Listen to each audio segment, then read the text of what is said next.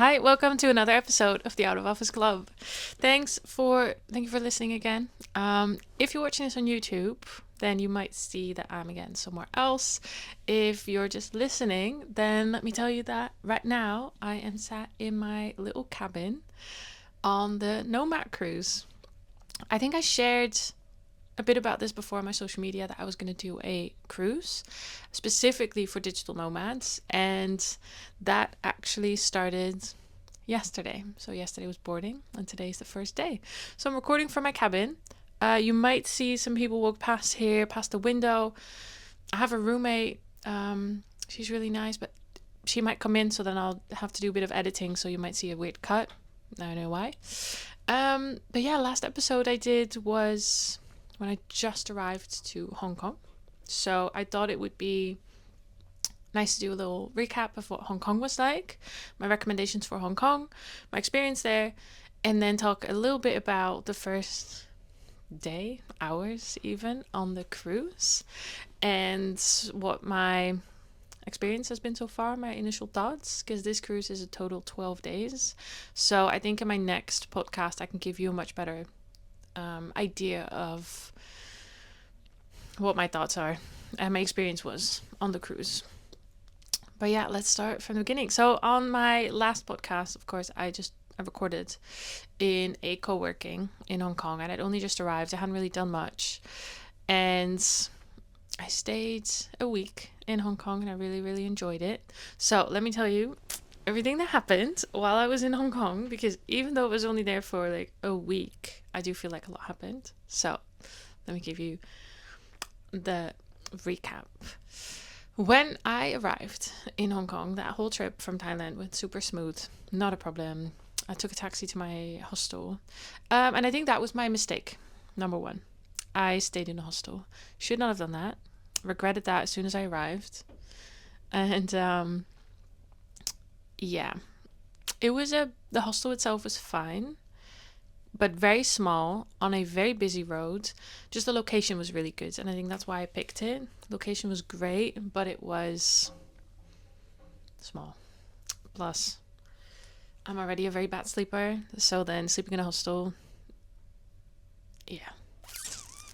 I don't know why I do it to myself. You know, I before, even on my podcast and on my social media, I talk about how staying in a hostel is great if you want to meet people, but not if you want to sleep. And I don't recommend it for digital nomads because you're also working. And the next thing I do is book a hostel.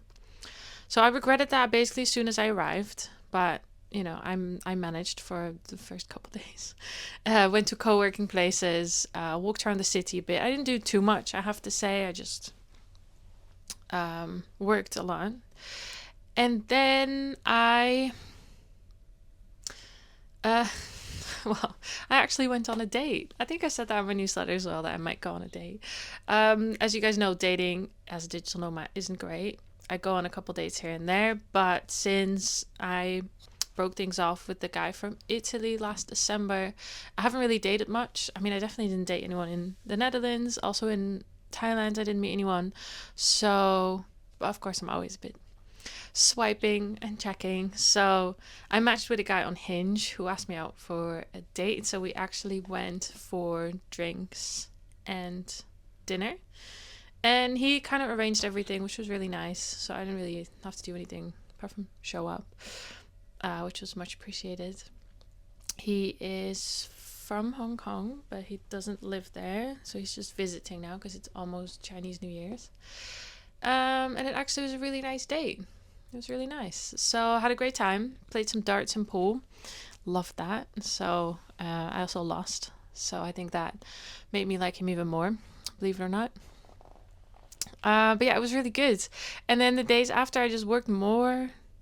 I walked around a little bit more. And because, of course, the cruise started on Saturday, there were a couple pre-cruise tours that you could book, and I booked one. So the way this cruise works, actually, is that enough for my Hong Kong recap? Let me think. I did see the guy again, by the way. We went on a second date, which was also very nice. We may or may not have kissed, but I think you can guess. So yeah, that actually was really nice. And I really liked Hong Kong, I have to say. It felt a bit like it was definitely still Asia, but not as chaotic as Bangkok. It's still super busy though. Still so busy. But I did really like it. They have really good food. And there was one, I'm gonna post that on social media at some point, I think, if I have a good video. But there was one bridge that you could walk under where you could curse your enemies, which I thought was hilarious. I don't really know what they do, but I think it's like a piece of paper and then they were hitting the piece of paper and chanting something. But I thought it was genius.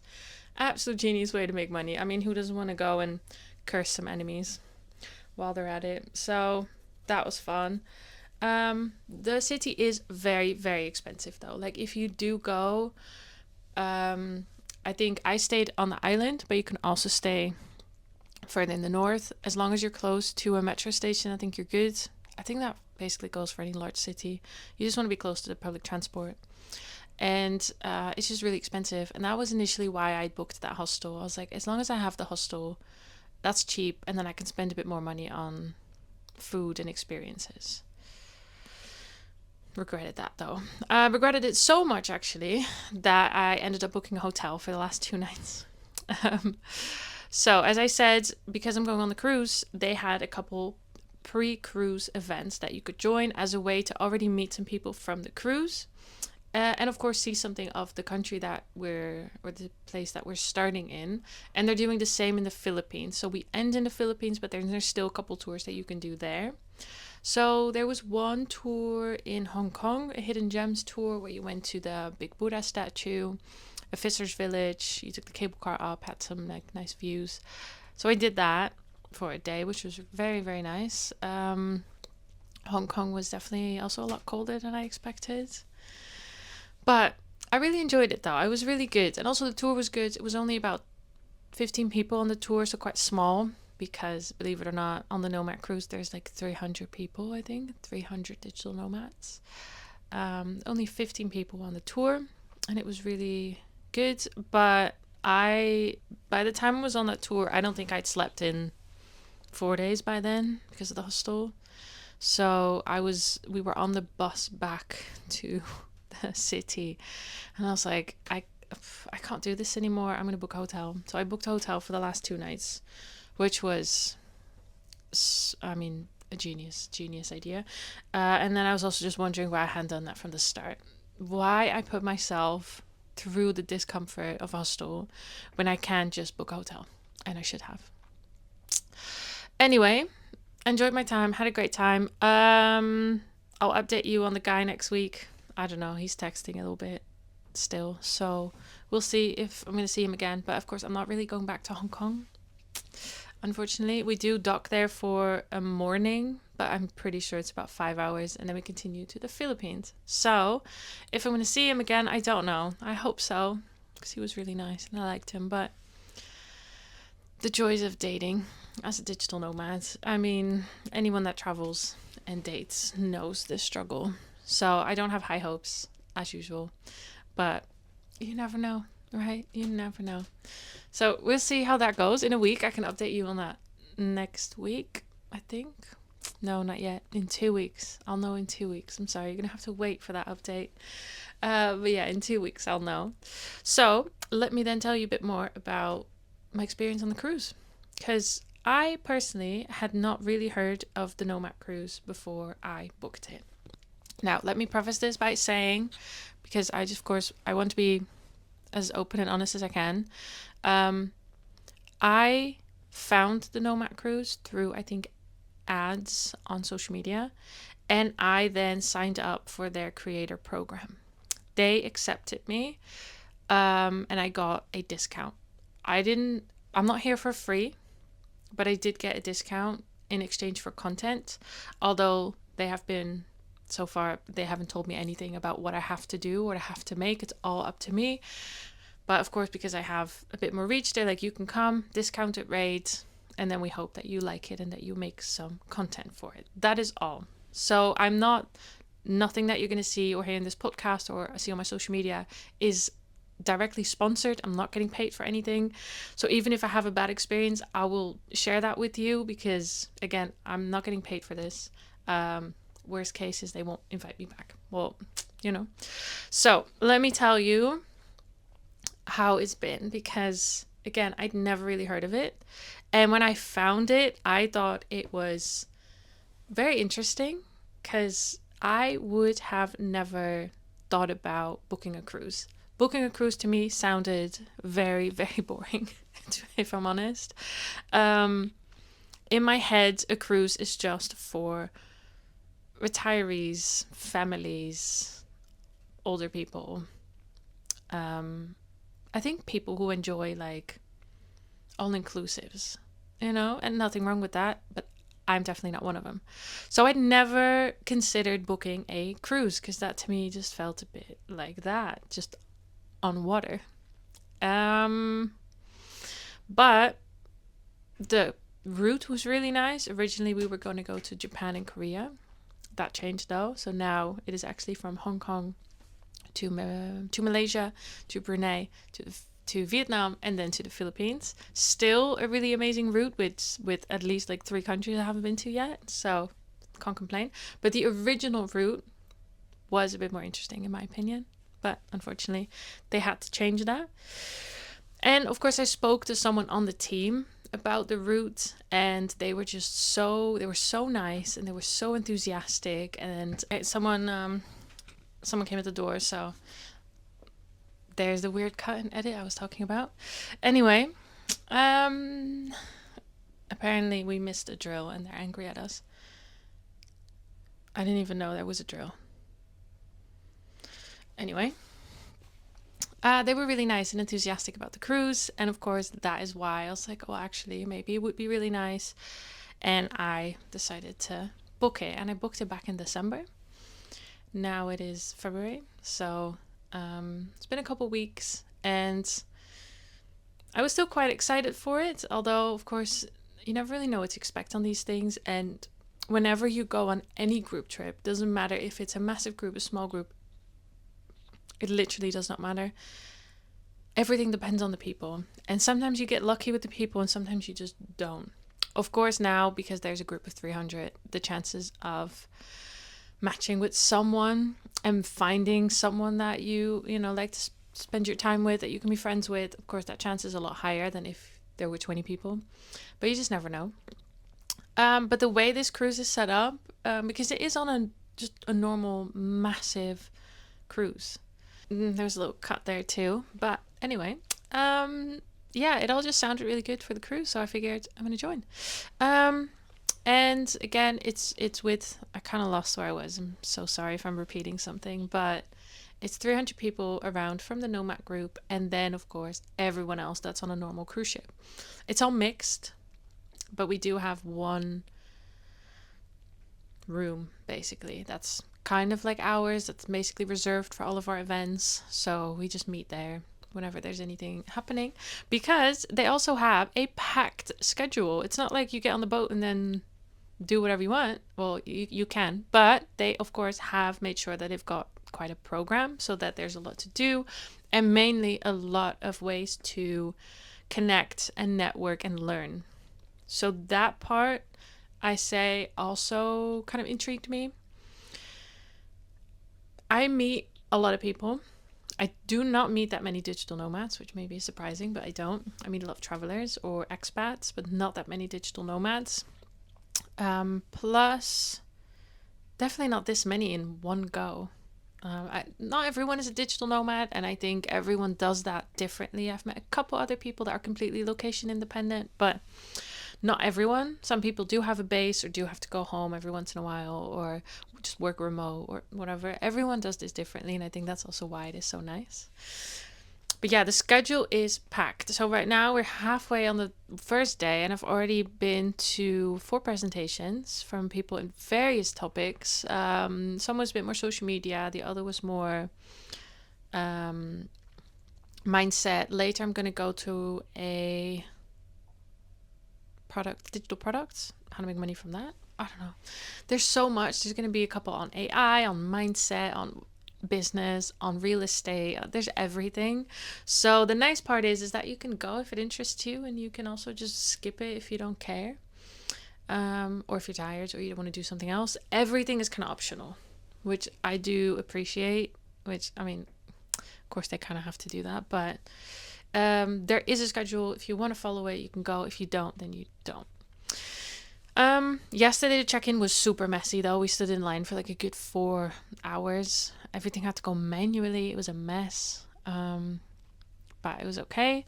Also, my bag did not arrive. Like, that is all issues with the ship, you know, and the whatever company the ship's from. Not with the Nomad Cruise. That's not their responsibility, not their fault.